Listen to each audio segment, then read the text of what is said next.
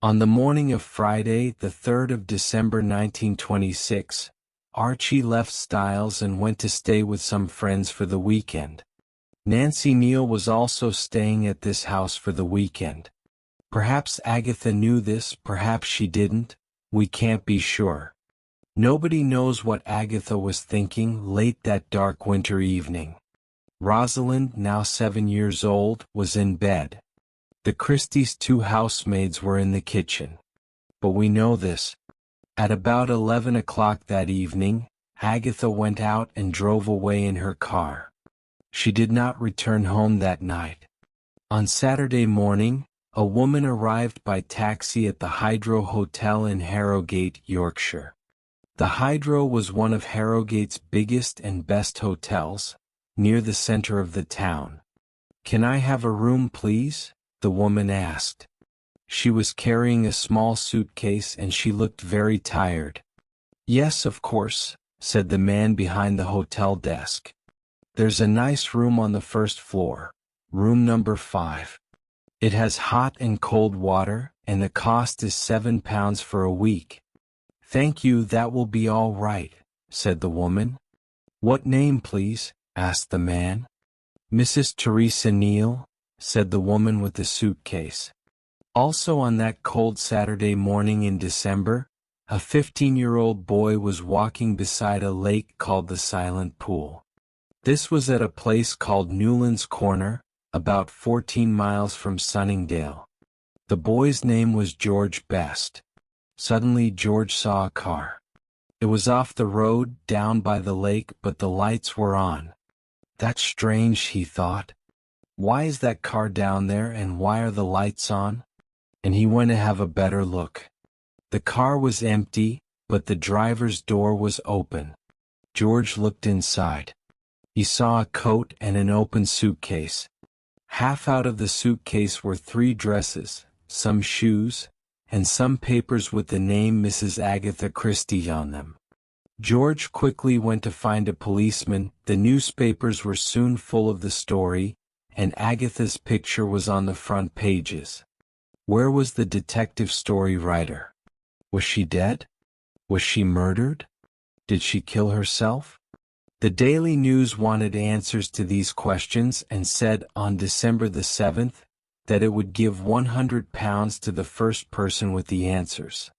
By the next weekend, hundreds of policemen and thousands of people were looking for her. "Did your wife ever talk about disappearing?" a Daily Mail reporter asked Archie. "Yes," said Archie.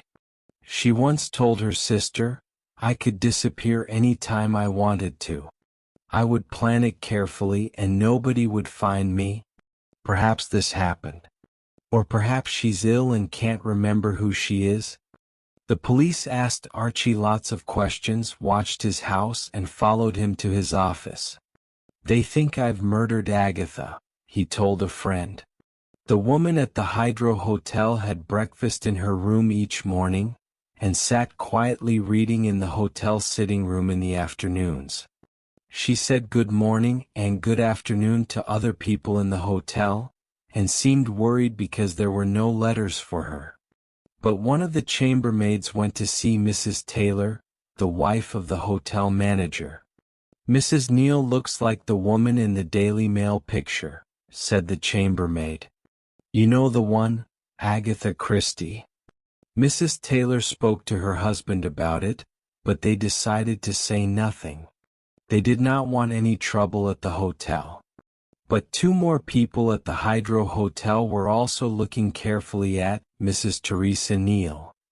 Bob Tappan and Bob Leeming played music in the hotel each evening, and both of them watched the quiet woman in the corner of the room, and began to think. "I'm sure that Neal woman is Agatha Christie," Bob Tappan said to his friend one evening. "I think you're right," Bob Leeming agreed. "What shall we do about it?" And the next day they went to the police. The police immediately told Agatha's husband, and Archie Christie arrived at the Hydro Hotel at 6:45 p.m. on Tuesday, the 14th of December. When his wife walked out of the sitting room, Archie saw her and went up to her. "Hello, Agatha," he said. She looked at him carefully but did not seem sure who he was. "Hello," she said. The hotel was soon full of newspaper reporters. Archie told them later, "I don't think that my wife knows who she is. She doesn't know me and she doesn't know where she is." He and Agatha left the hotel the next day. There were reporters everywhere. They followed the Christies to the railway station, trying to get pictures of the frightened Agatha, who was hiding her face behind her hands. She looked thin and her face was white.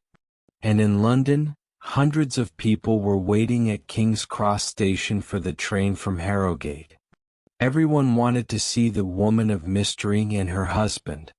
Their lives now seemed to be like something out of one of her detective stories.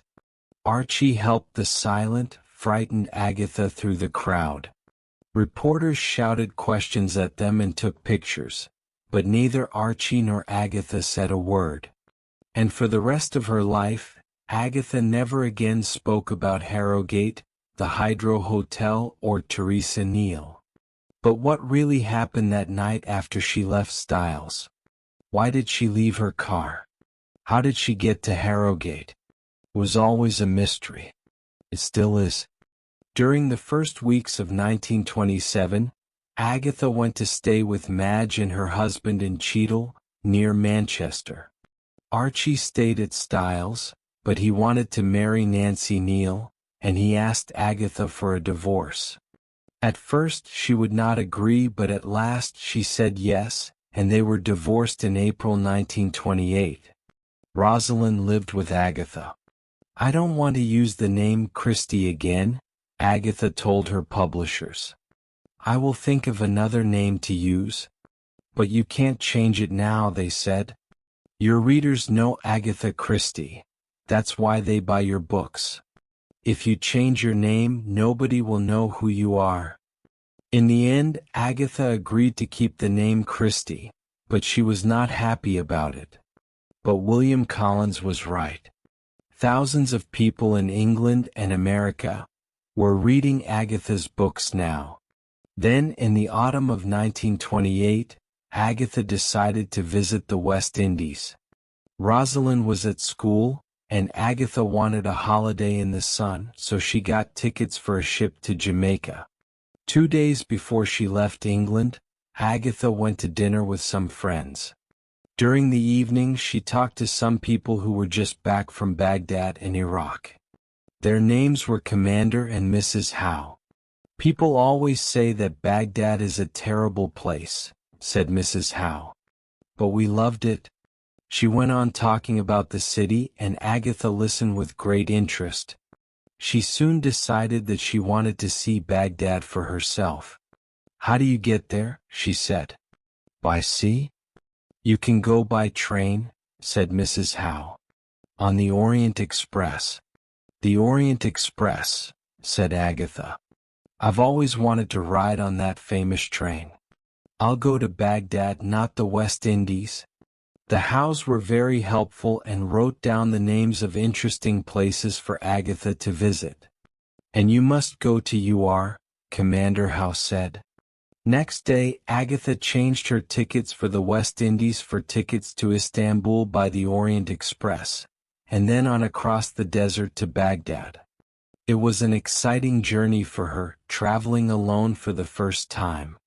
And later it gave her the idea for another of her most famous books, Murder on the Orient Express. While she was staying in Baghdad, she remembered Commander Howe's words, "You must go to UR." Archaeology was something that interested Agatha very much, and Leonard Woolley, the archaeologist, and his wife were working at UR. Catherine Woolley was very happy to meet Agatha. "I love your books," she told Agatha. "I've just finished reading The Murder of Roger Ackroyd. It was wonderful." Agatha became the Woolley's special visitor. She loved UR and she loved watching the archaeologists. It was slow, tiring work and they had to dig very carefully. Sometimes they found nothing for hours and sometimes they found old pots or knives. It was always exciting when one of the workers found something that was thousands of years old. "You must come back again another year," Catherine Woolley said. So Agatha did. She went out in March 1930, the week before the Woolleys planned to come back to England. The plan was that Agatha could travel back with them through Syria and Greece. A young archaeologist called Max Malawan was working with the Woolleys. He was 25 years old and a quiet young man. "I've told Max to show you Najaf and Kerbala," Catherine Woolley told Agatha. "Najaf is the holy city of the dead, and Kerbala has a wonderful mosque. When we leave here and go to Baghdad, he'll take you there. You can see Nippur on the way." "Oh, but doesn't Max want to go to Baghdad with you?" said Agatha. "He will have friends to see there before he goes home to England." "Oh no," said Catherine. "Max will be pleased to take you." The young archaeologist was pleased to take Agatha. He liked her immediately and Agatha liked him. They talked and laughed and enjoyed every minute of their time together. They met the Woolleys in Baghdad and the four of them traveled to Greece together. But when they got to their hotel in Athens, there were 7 telegrams waiting for Agatha. They all said the same thing. Rosalind was ill. Agatha must come home quickly.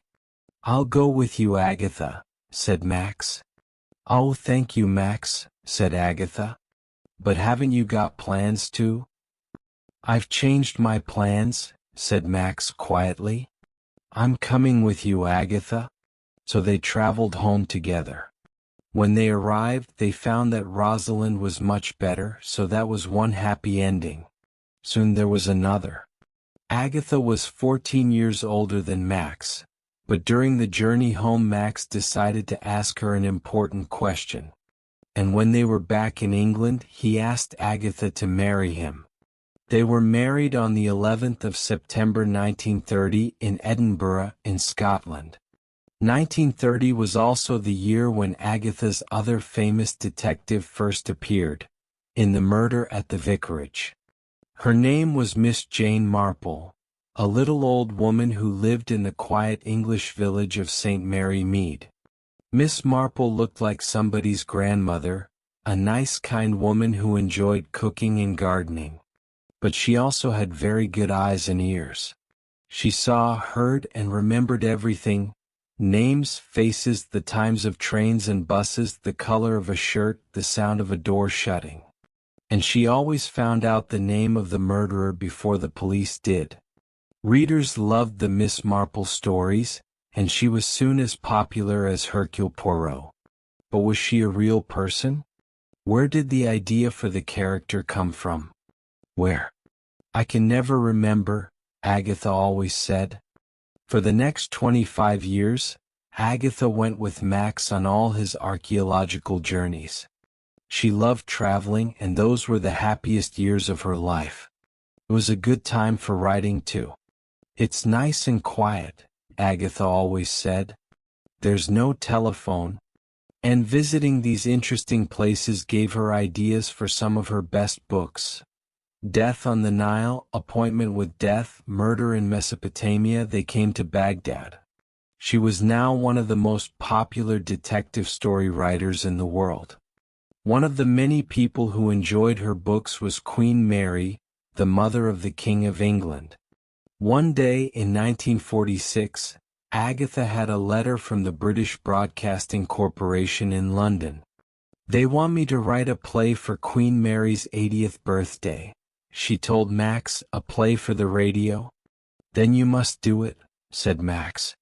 Agatha's play for radio was called Three Blind Mice. Later she wrote the play again for a London theatre. This time it was much longer and she gave it a new name, The Mousetrap. It is a very famous play. It opened in 1952, and has been in one or other of the London theatres ever since then. In 1997, 45 years later, people were still going to see the play. What? It's a very good murder mystery, of course, but there is another story about the mousetrap too. Every night, at the end of the play, one of the actors talks to the people in the theater, and says, "Please don't tell your friends who did the murder in this play. They must come to the theater and see the play themselves." And everybody keeps the secret of the murderer's name, and so more and more people go to see the play. In 1971, Queen Elizabeth made Agatha a Dame of the British Empire, a very high honor for a woman in Britain. But why was Agatha Christie so famous? Perhaps it is because she was a wonderful storyteller. She planned her murder mysteries very carefully, putting a clue here, a clue there. And they are clever clues, so it is not easy to guess the name of the murderer.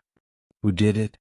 We want to know, and by the end of the book, everything falls tidily into place and we have the answer. And of course, the stories are not really about murder and death. They are puzzles with comfortable endings because it is pleasing to read that the detective always catches the criminal. For an hour or two we can escape from real life, which is often neither tidy nor comfortable. Agatha Christie died on the 12th of January 1976. During her life, she wrote 67 detective novels, 10 books of short stories, 13 plays, 6 novels that were not about crime, using the name Mary Westmacott, and 2 books about her life. Many films were made from her books. The most famous one is Murder on the Orient Express, made in 1974. Today, millions of her books, in more than 40 different languages, are still sold in every country of the world, from China to Nicaragua. Agatha Christie was, perhaps, the greatest detective story writer of all time, a woman of mystery both in books and in life.